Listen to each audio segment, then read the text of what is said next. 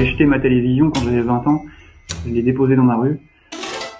On est tous fait pareil, sauf que la programmation fait croire à certains que ce qui est normal est extraordinaire.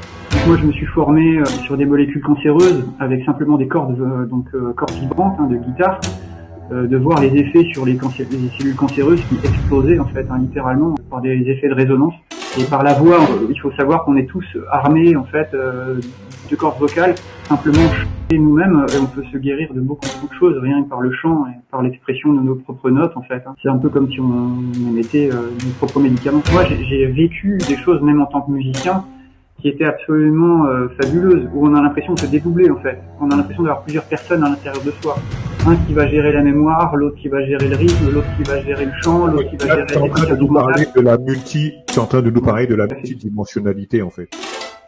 Après, je te parle pas de tout ce qui est administratif, mais j'ai à peu près tout vécu sur les permis de construire par exemple, ou le déblocage d'un prêt bancaire. Enfin, il faut voir les clauses, les conditions demandées par les banques. Enfin, ça devient vraiment complètement dément, quoi. Enfin, moi, j'ai déjà eu des personnes où le permis était accepté, après le permis était refusé, après le permis était accepté, et finalement le prêt bancaire qui était accepté initialement a été refusé. Enfin voilà, on passe sur des choses qui sont absolument aberrantes. La personne a été infirmière et pour un burn-out, elle a été obligée de casser son CDI. Le fait de casser son CDI, ça a empêché en fait l'obtention du prêt bancaire. J'ai l'impression que on pousse les gens vraiment dans leur retranchement. Il n'y a plus d'humain.